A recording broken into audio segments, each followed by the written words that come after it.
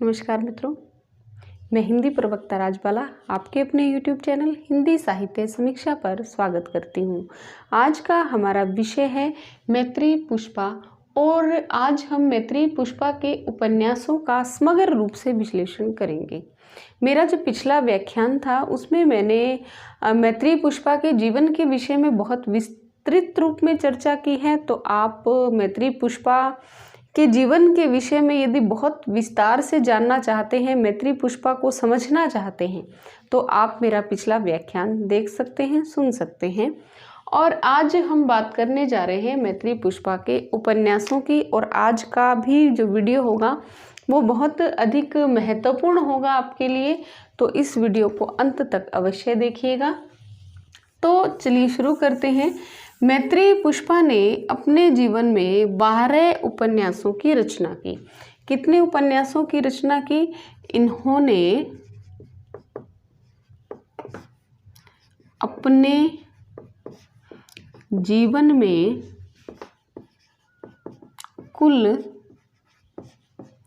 12 उपन्यासों की रचना की। और ये जो 12 उपन्यास थे, ये उपन्यास जो हैं ये नहीं कि बहुत छोटे छोटे से उपन्यास हैं, बहुत विशाल और विस्तृत क्लेवर है इनका, बहुत अधिक बड़े बड़े ये उपन्यास हैं। तो चलिए इनके प्रत्येक उपन्यास की हम विस्तृत रूप से चर्चा करते हैं। तो इनका जो सबसे पहला उपन्यास था उसका नाम था स्मृति दंश। लिख लीजिए साथ साथ, स्मृति दंश जो था वो इनका पहला उपन्यास था और जो प्रकाशित हुआ था 1990 ईस्वी में। जैसा कि मैंने आपको बताया था पिछले व्याख्यान में कि मैत्रेयी पुष्पा ने 20वीं सदी के अंतिम दशक में अपना लेखन शुरू किया, यानी कि 1990 में वो क्या है लेखन की दुनिया में आई और बहुत जल्द ही इन्होंने अपना वर्चस्व स्थापित कर लिया। तो स्मृति दंश क्या है? इनका पहला उपन्यास है। स्मृति दंश क्या है? इनका पहला उपन्यास है और जो साहित्यिक दृष्टि से अधिक महत्वपूर्ण नहीं है, मतलब बहुत ज़्यादा महत्वपूर्ण नहीं है। और जो दूसरा इनका उपन्यास है उसका नाम है बेतवा बहती रही। बेतवा बहती रही, जो कब प्रकाशित हुआ? इसके 3 साल बाद 1993 में। और इस उपन्यास के माध्यम से, इस उपन्यास के माध्यम से इन्होंने हिंदी जगत में अपनी पहचान बनाई। लिख लीजिए, इस उपन्यास के माध्यम से इन्होंने हिंदी जगत में अपनी पहचान बनाई। कब प्रकाशित हुआ ये? 1993 ईस्वी में। चलिए इसकी कथा की, इसकी कहानी की बात कर लेते हैं कि बेतवा क्या है? एक नदी का नाम है। बेतवा बहती रही, इसमें कहानी क्या है? इसमें किसी नदी की कहानी नहीं है। इसमें क्या है? इसमें कहानी है एक उर्वशी नाम की लड़की की। उर्वशी एक लड़की है, ठीक है, जो क्या है बहुत कम पढ़ी लिखी लड़की है। और उर्वशी का विवाह हो जाता है, किससे हो जाता है? सर्वदमन से उसका विवाह हो जाता है। और जो सर्वदमन है वो क्या है? पेशे से वकील है, बहुत पढ़ा लिखा व्यक्ति है और बहुत अच्छे विचारों का व्यक्ति है। जब उर्वशी की शादी होती है तो उर्वशी सर्वदमन के साथ रह कर के बहुत खुश है, बहुत प्रसन्न है और एक बेटे को भी वो जन्म देती है, ठीक है। तो जब तक इसके जीवन में सर्वदमन है तो उसका जीवन बहुत अच्छे तरीके से चल रहा है, बहुत खुशी से अपना जीवन जी रही है। परंतु जल्द ही सर्वदमन की क्या हो जाती है? मृत्यु हो जाती है। और फिर उर्वशी के जीवन का जो है वो विनाश कह लीजिए शुरू हो जाता है। सर्वदमन की मृत्यु के पश्चात उर्वशी का एक भाई है जिसका नाम है अजीत। उर्वशी के भाई का क्या नाम है? अजीत है। तो उर्वशी का भाई जो अजीत है वो सर्वदमन की मृत्यु के पश्चात 10 बीघे जमीन के लालच में उर्वशी का विवाह किससे कर देता है? उर्वशी का विवाह वो कर देता है ठाकुर बरजोर सिंह से। ठाकुर बरजोर सिंह से उर्वशी का विवाह कर देता है। ठीक है। और ठाकुर बरजोर सिंह जो है वो बहुत लालची किस्म का व्यक्ति है। ठाकुर बरजोर सिंह क्या है?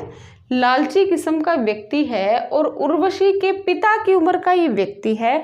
और साथ ही साथ उर्वशी की एक सहेली है जिसका नाम है मीरा। मीरा क्या है? उर्वशी की सहेली है और ये मीरा का क्या है? पिता है। मीरा के पिता कौन है? ठाकुर बरजोर सिंह। और मीरा कौन है? उर्वशी की सहेली है। तो उर्वशी की सहेली मीरा के पिता बरजोर सिंह से, जो उर्वशी के पिता की उम्र के हैं, तो उसका भाई जो अजीत सिंह है वो 10 बीघा जमीन के लालच में ठाकुर बरजोर सिंह से उसका विवाह करवा देता है उर्वशी का। और उर्वशी जो है वो अपने बेटे को अपने जेठ के संरक्षण में छोड़ कर के चली आती है, मजबूर होकर बरजोर सिंह के साथ रह रही है। परंतु अपने बेटे के लिए वो घुट घुट कर जीती है, उसकी याद उसको आती रहती है और वो मूक विद्रोह करती है, यानी कि खुलकर के कहीं बोलती नहीं है, जिंदा लाश की तरह अपना जीवन जी रही है। और वो एक जगह विरोध करती हुई इस उपन्यास में उसको दिखाया गया है। कहाँ दिखाया गया है? देखिए, जो ठाकुर बरजोर सिंह है उसके 2 पुत्र हैं। एक का नाम तो है विजय और दूसरे का नाम है उदयभान। ठाकुर बरजोर सिंह के 2 पुत्र हैं, एक विजय है और दूसरे का नाम है उदयभान। और विजय जो है उसकी मृत्यु हो जाती है और विधवा, मतलब इसकी पत्नी जो है वो विधवा हो जाती है। और ठाकुर बरजोर सिंह जो है वो दहेज के लालच में उदयभान का विवाह किसी बड़े घर में करना चाहता है। और उर्वशी जो है वो इस बात का विरोध करती है। वो कहती है कि जो देखने वाले आए हैं उन्हें कहती है कि आपको तो अपनी लड़की के लिए, आप पैसे वाले हैं कि आपको अपनी लड़की के लिए उदयभान जैसे बहुत से लड़के मिल जाएंगे, परंतु जो विजय की पत्नी है उसका क्या होगा? तो वो उदयभानु की मर्जी से विजय की पत्नी का विवाह उदयभान से करवा देती है। और ठाकुर बरजोर सिंह को ये बात जो है वो बिल्कुल भी पसंद नहीं आती, वो इसे अपना अपमान समझते हैं और वैद्य को बुला कर के उर्वशी को धीमा जहर दिलवा देते हैं और उर्वशी जो है वो धीरे धीरे मौत के मुंह में चली जाती है। और जब वो उर्वशी बहुत बीमार थी, उसकी तबीयत खराब हो रही थी, तो उसके जेठ जो हैं, उर्वशी के जेठ जो हैं, वो उर्वशी से जब मिलने आते हैं तो उर्वशी बेतवा नदी के किनारे जलाने की इच्छा प्रकट करती है। तो इसी कारण से इस उपन्यास का नाम क्या रखा गया है? बेतवा बहती रही। यानी कि आकाश जल रहा था, धरती जल रही थी और उस समय बेतवा जो है, बेतवा नदी जो है वो अपने आवेग से बह रही थी। तो अंतिम पंक्तियां जो है वो मैत्री पुष्पा ने इस प्रकार से लिखी हैं।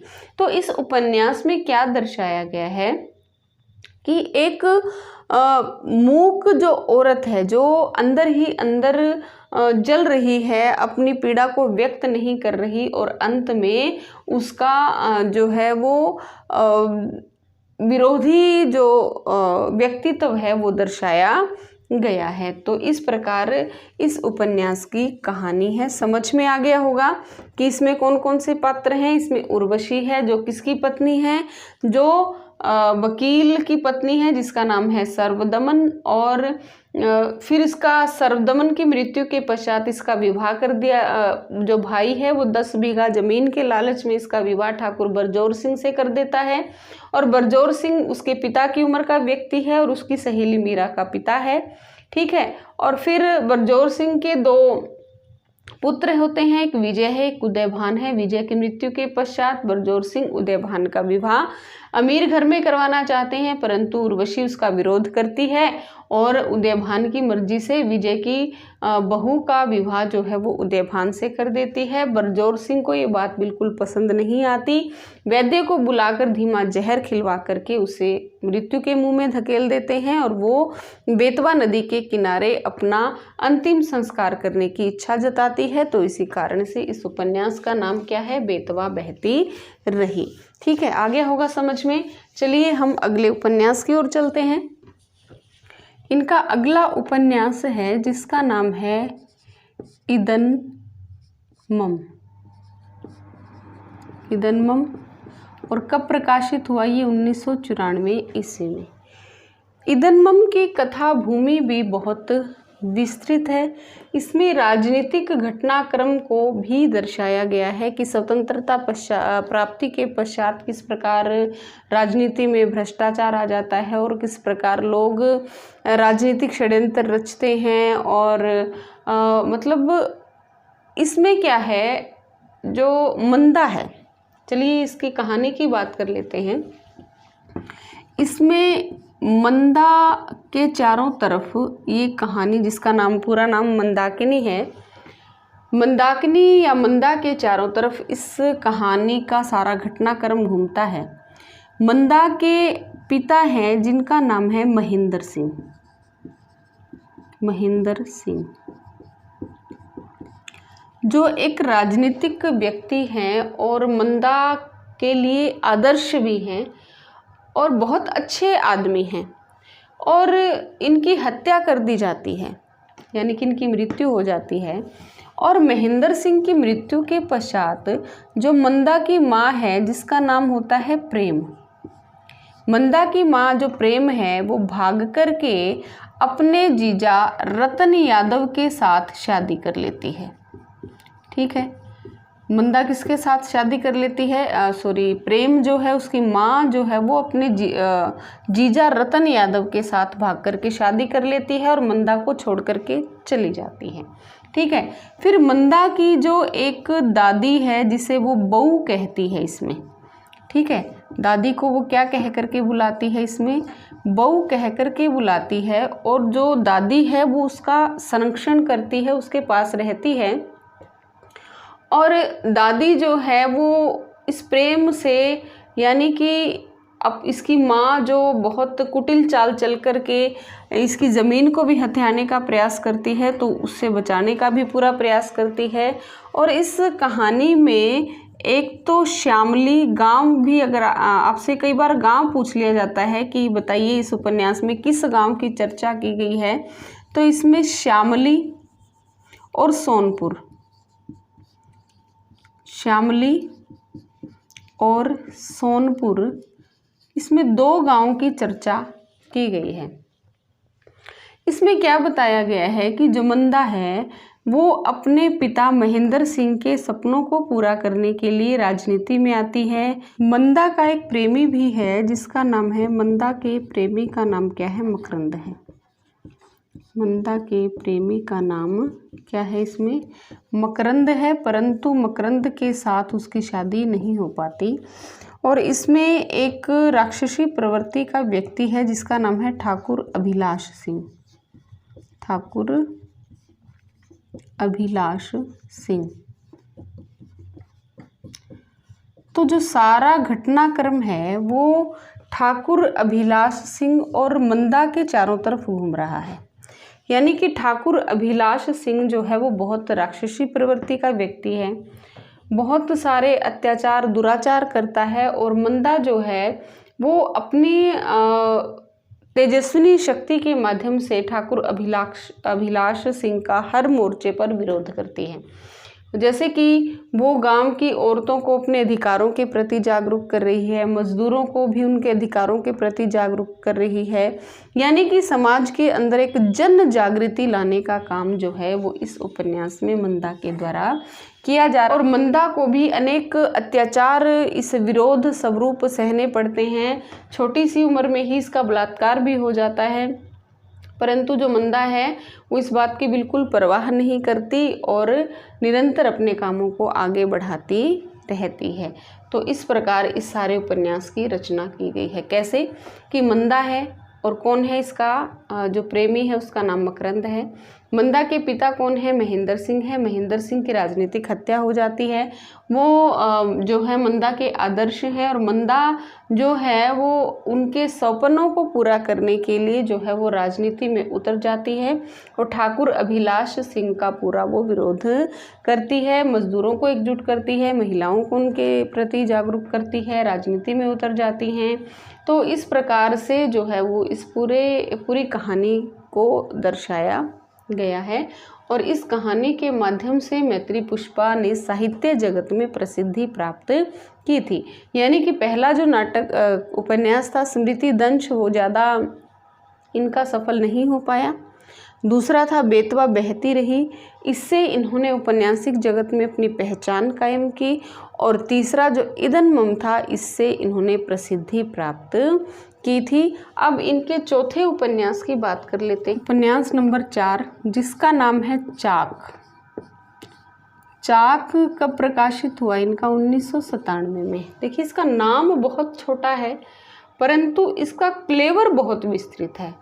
चाक जो है वो 17 खंडों में इसकी कहानी को विभाजित है। चाक की जो कहानी है वो कितने खंडों में विभाजित है? 17 खंडों में विभाजित है। और यह मैत्री पुष्पा का सबसे अधिक विशाल जो है वो उपन्यास है, क्योंकि यह जो उपन्यास है वो 435 पृष्ठों पर अंकित है। कितने पृष्ठों पर अंकित है? यह उपन्यास जो है वो 435 पन्नों पर लिखा हुआ बहुत ज़्यादा विस्तृत उपन्यास है। और इसे बहुत से जो रचनाकार है वो आंचलिक उपन्यास भी मानते हैं। आंचलिक उपन्यास मानते हैं, ठीक है। और इस उपन्यास की क्या विशेषता है कि इस उपन्यास में जो लेखिका है वो बुंदेलखंड से निकल करके ब्रज प्रदेश में पहुंच जाती है। अभी तक तो वो बुंदेलखंड की संस्कृति का, बुंदेलखंड के रहन सहन का जिक्र कर रही थी पिछले उपन्यासों में, परंतु इस उपन्यास में वो बुंदेलखंड से निकल करके कहाँ आ जाती है? ब्रज प्रदेश में आ जाती है। और अतरपुर एक गांव है। गांव का नाम क्या है? अतरपुर। अतरपुर गांव को इसमें केंद्र बनाया गया है। अतरपुर गांव को केंद्र बनाया गया है। जिस प्रकार से ईदनमम में कौन से गांव थे? श्यामली और सोनपुर थे, और इसमें गांव का नाम क्या है? अतरपुर है। बहुत महत्वपूर्ण है, बहुत बार परीक्षा में पूछ लिया जाता है, तो इसको आप मोस्ट इम्पोर्टेंट का निशान भी आप इस पे लगा सकते हैं, ठीक है। अतरपुर गांव को इसमें केंद्र बनाया गया है। 17 खंडों में इसकी कहानी विभाजित है। मैत्री पुष्पा का सबसे विशाल कोई उपन्यास है तो वो कौन सा है? चाक है। 435 पृष्ठों पर अंकित है। कब लिखा गया था? ये 1997 ईस्वी में प्रकाशित हुआ था। अब इसकी कहानी पर हम चर्चा करते हैं कि इसकी कहानी क्या थी। और जो इसकी मुख्य नायिका है उसका नाम है सारंग, और सारंग के इर्द गिर्द इसकी सारी कहानी जो है वो घूमती है। नायिका क्या है इसकी? सारंग, ठीक है। ईदनमम की नायिका थी मंदा। बेतवा बहती रही की नायिका कौन थी? उर्वशी। और चाक की नायिका कौन सी है? सारंग, ठीक है। जो सारंग है इसके चारों तरफ इसकी सारी कहानी घूमती है।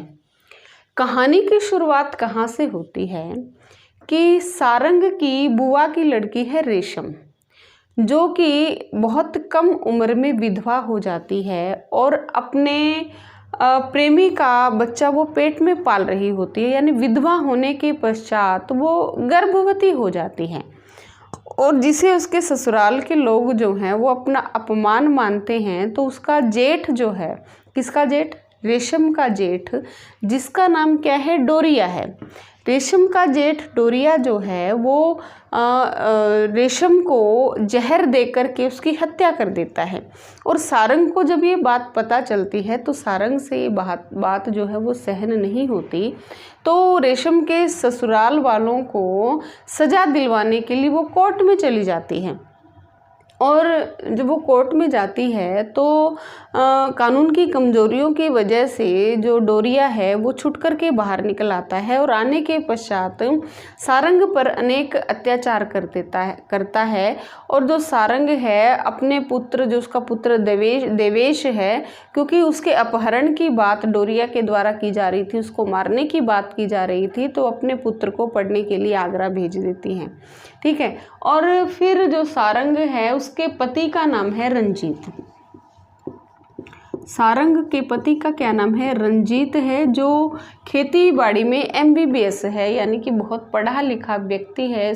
शुरू में तो सारंग और रंजीत की खूब अच्छी बनती है, परंतु जब रंजीत देखता है कि सारंग जो है वो प्रगतिशील विचारों की है और बहुत सहनशीलता उसके अंदर नहीं है, तो रंजीत की भी कई बातों का वो विरोध करती है, तो रंजीत की और सारंग की भी आपस में लड़ाई होने लग जाती है।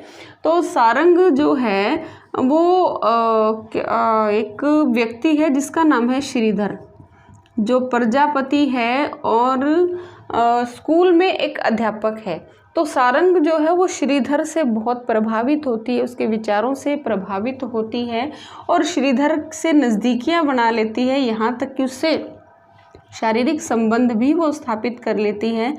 और रंजीत को ये बात बिल्कुल पसंद नहीं आती, उसकी नज़दीकियां पसंद नहीं आती, तो श्रीधर को भी वो पिटवाता है। सारंग को जब इस बात का पता लगता है तो सारंग अपने पति का और भी ज़्यादा विरोध करती है, और सारंग जो है वो गांव की औरतों के साथ राजनीति में भी उतर आती है। वो प्रधान पद के लिए इलेक्शन लड़ती है और विभिन्न राजनीतिक कुचक्रों को पार करती हुई ये विजय भी प्राप्त करती है। तो इस प्रकार ये सारा जो घटनाक्रम है वो चलता है। इसके अंदर ये जो कहानी है इसमें जाटों का जो गांव है, ये जो अतरपुर है, ये किसका गांव है? ये जाटों का गांव है। ये भी आप इसमें बता सकते हैं, आपसे पूछा भी जा सकता है। ठीक है, अतरपुर गांव की कथा है और अतरपुर जाटों का गांव है। जाटों का वर्चस्व है इस गांव में। तो नायिका कौन है? सारंग है। और मतलब राजनीतिक कुचक्र, औरतों की किस प्रकार से अवहेलना की जाती है, किस प्रकार से मतलब औरतों पर अत्याचार होते हैं, शारीरिक शोषण उनका होता है, इन सब बातों का जो जिक्र है वो किस में किया गया है? चाक उपन्यास में किया गया है। और इसमें चाक कौन है? वो श्रीधर है, जो सारंग को क्या करता है? उसको बनाने का काम, उसको स्वरूप देने का काम कौन कर रहा है? श्रीधर कर रहा है। ठीक है। इनका 5वां उपन्यास है जिसका नाम है झूला नट। झूला नट, जो कब प्रकाशित हुआ था? 1999 में। और यह उपन्यास जो है वो अपेक्षाकृत छोटा है। यह उपन्यास अपेक्षाकृत छोटा है क्योंकि इनके जो दूसरे उपन्यास है, चाहे वो इदन्मम है, चाहे वो चाक है, बहुत विस्तृत है, तो उनकी तुलना में जो झूला नट है वो थोड़ा सा छोटा उपन्यास है। तो इसकी कहानी क्या है? इसमें 4 पात्र हैं। एक तो है शीलो, दूसरी है शीलो की सास, शीलो की सास, और शीलो का जेठ और शीलो का पति, देवर और शीलो का पति, यानी कि सुमेर और बालकिशन। सुमेर और बालकिशन 4 इसमें पात्र हैं। ठीक है। अब शीलो जो है वो इसका केंद्रीय पात्र है। शीलो का पति जो है वो क्या नाम है उसका, सुमेर है। और सुमेर किस में है, पुलिस में है। सुमेर किस में है, पुलिस में है। और सुमेर शीलो को बिल्कुल भी पसंद नहीं करता और वो शहर जाकर के दूसरा विवाह कर लेता है, यानी कि दूसरी औरत रख लेता है। और जो बालकिशन है वो क्या कर रहा है, वो खेती बाड़ी का काम करता है। बालकिशन खेती बाड़ी का काम करता है। बालकिशन की जो माँ है यानी कि शीलो की सास जो है वो शीलो का विवाह बालकिशन से करवा देती है। और शीलो बालकिशन के साथ विवाह नहीं करती, यानी कि वैसे उसके साथ रहने तो लग जाती है, परंतु शीलो जो बछिया जो पारंपरिक रस्म है वो नहीं करती है। और जो सुमेर है, जब उसे पता चल जाता है कि शीलो ने बालकिशन से विवाह कर लिया, तो सुमेर जो है वो उसको पटाने की कोशिश करता है और चाहता है कि उसके हिस्से की ज़मीन जो है वो बेच दे। परंतु जो शीलो है वो उसकी बातों में नहीं आती है और बालकिशन को ही सारी ज़मीन बोने का काम देती है, यानी बालकिशन ही उस ज़मीन को देखता है। और शीलो कहती है कि मेरे लिए बालकिशन वैसे ही है जैसे तुम्हारे लिए दूसरी औरत, यानी कि यदि तुमने कानूनी रूप से उस औरत से विवाह नहीं किया तो मैंने भी बालकिशन से विवाह नहीं किया। तो वो कहती है कि इसलिए तुम इस ज़मीन के हकदार नहीं हो। और फिर धीरे धीरे क्या होता है, शीलो की सास जो पहले शीलो से बहुत प्रेम करती है, बालकिशन के विवाह के पश्चात शीलो और शीलो की सास में बिल्कुल भी पटती नहीं है, वैचारिक द्वंद्व उनका चलता है। तो जो बालकिशन है वो घर की कलह से तंग आकर के फिर वो क्या कर लेता है, संन्यास ले लेता है। परंतु बालकिशन जो है वो सन्यासी होकर भी शीलो को भूल नहीं पाता। तो बालकिशन की जो स्थिति है वो इसमें किसके समान दिखाई गई है, झूला नट की भांति दिखाई गई है, यानी कि वो तनी हुई रस्सी पर झूला नट की भांति जो है वो चलता रहता है। कभी वो खेतों में पिस रहा है, कभी शीलो की सुन रहा है, कभी अपनी माँ की सुन रहा है, कभी राग में और कभी वैराग में वो इस प्रकार से उलझा हुआ है और झूला नट की भांति तनी हुई रस्सी पर वो चल रहा है। तो इस कारण से इस उपन्यास का क्या नाम रखा गया है, झूला नट। आ गया होगा समझ में कि इसकी क्या कहानी है और कब इसका प्रकाशन हुआ, 1999 में।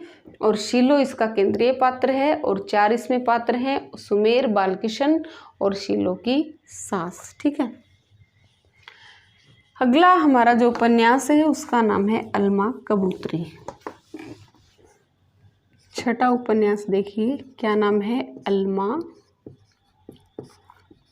कबूतरी। अलमा कबूतरी भी बहुत विस्तृत इसकी कहानी है। और कब प्रकाशित हुआ था, ये 2000 में प्रकाशित हुआ था। अलमा कबूतरी, कबूतरी क्या है, एक जाति है और यह ऐसी जाति है जिसे जन्मजात अपराधी माना जाता है, यानी कि अंग्रेजों के द्वारा ही इस जाति को जन्मजातीय अपराधी घोषित किया गया था। और ये कबूतरा जाति के जो लोग हैं इन्हें गांव में प्रवेश नहीं करने दिया जाता, क्योंकि माना जाता है कि ये लोग हत्या कर देते हैं, चोरी करते हैं, डकैती करते हैं। तो इस कारण से ये लोग जो है वो पहाड़ के पीछे रह करके अपना जीवन व्यतीत करते हैं। तो मैत्रेयी पुष्पा बताती हैं कि इस उपन्यास को लिखने के लिए वो साल भर जो है वो इन कबूतराओं के बीच में जाती रही। और एक अलमा नाम की एक कबूतरी थी जो बहुत पढ़ी लिखी थी, बहुत सुंदर थी, तो उसको आधार बना करके इन्होंने अलमा कबूतरी उपन्यास लिखा। तो अलमा कबूतरी उपन्यास लिखने के पश्चात कबूतरा जो जाति के लोग हैं उनके विषय में जो धारणा थी वो बहुत हद तक जो है मैत्रेयी पुष्पा ने बदलने की कोशिश की है। इसमें इसकी कहानी जो है वो क्या है, वैसे ये लोग जो हैं वो वैसे तो इनको सरकार ने तो जनजातीय अपराधी घोषित किया है, परंतु ये अपने आप को महाराणा प्रताप, रानी लक्ष्मीबाई और पद्मिनी का वंशज मानते हैं। परंतु इसकी कहानी जो है वो क्या है देख लेते हैं। अलमा क्या है, एक कबूतरी है। अलमा कबूतरा जाति की एक लड़की है और ये क्या है, बहुत पढ़ी लिखी है। और अलमा के पिता का क्या नाम है, राम सिंह है। अलमा के पिता कौन है, राम सिंह है। और पेशे से क्या है, एक अध्यापक हैं, बहुत पढ़े लिखे व्यक्ति हैं। परंतु राम सिंह जो है वो पुलिस के चंगुल में फंस जाते हैं और इनकी जो है वो हत्या कर दी जाती है। ठीक है, राम सिंह की हत्या कर दी जाती है। तो राम सिंह की हत्या के पश्चात राम सिंह के पास ही पढ़ने आते थे जो किसके, कदमबाई कबूतरा और मानसा राम के बेटे थे जिसका नाम था राणा। ठीक है, अलमा और राणा जो है वो आपस में बहुत प्रेम करते हैं और उनकी शादी भी होने वाली होती है। परंतु जब राम सिंह की हत्या हो जाती है तो पूरा घटनाक्रम जो है वो बदल जाता है। अलमा जो है वो एक राजनीतिक व्यक्ति है जिसका नाम है सूरजभान। राजनीतिक व्यक्ति है जिसका नाम है सूरजभान। अलमा जो है वो इस सूरजभान के चंगुल में फंस जाती है और सूरजभान जो है वो लड़कियों को पेश करने का काम करता है, यानी कि अपने जो राजनीतिक है या अपने से बड़े जो हैं उनको लड़कियां पेश करने का काम करता है। और इसी कारण से वो इस इतने ऊंचे पद पर पहुंच चुका है। अलमा इस सूरजभान के चंगुल में फंस जाती है, बहुत प्रताड़ित तो होती है और यहाँ से निकलना चाहती है। तो जो मनसा राम जो मैंने बताया, जो कौन थे, राणा के पिता थे, और मनसा राम के भतीजे हैं जिनका नाम है धीरज। ठीक है, जो धीरज है वो धीरज है वो भी क्या सूरजभान के यहाँ नौकरी करता है और अलमा से वो भी प्रभावित होता है और अलमा से प्रेम करने लग जाता है।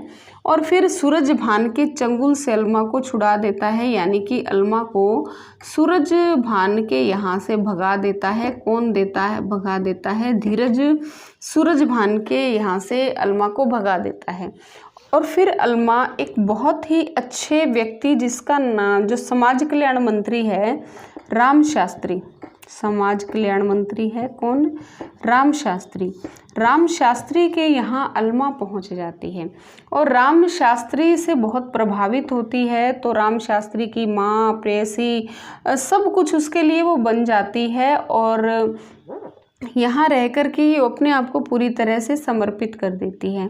फिर राम शास्त्री की भी हत्या हो जाती है और राम शास्त्री को मुखाग्नि देने का काम भी किसके द्वारा किया जाता है, अलमा के द्वारा किया जाता है। और जब राम शास्त्री जो समाज कल्याण मंत्री थे तो इनके मरने के पश्चात ये सीट क्या हो जाती है, खाली हो जाती है और अलमा को फिर इस सीट पर का प्रत्याशी बनाया जाता है, यानी कि वो चुनाव लड़ती है और उस चुनाव में विजय भी वो प्राप्त करती है। और इस दौरान जो राजनीतिक षड्यंत्र रचे गए उन सब का इसमें मतलब घटनाक्रम के माध्यम से उन सबको दर्शाया गया है।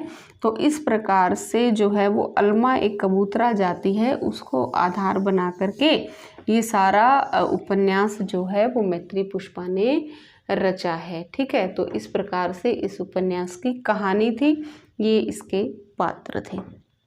तो आज के व्याख्यान में हम इनके केवल 6 ही उपन्यासों का जिक्र करेंगे, क्योंकि बहुत अगर 12 के 12 उपन्यास इसी वीडियो में मैं करवाने लगी तो वीडियो जो है वो 1 घंटे से भी अधिक लंबा हो जाएगा। तो कोई बात नहीं, अगली जो सीरीज़ होगी उसमें मैं इनके अगले 6 उपन्यासों की विस्तार से चर्चा करूँगी। इंतज़ार कीजिएगा मेरी अगली वीडियो का और मेरे चैनल को लाइक, शेयर और सब्सक्राइब कीजिएगा। धन्यवाद।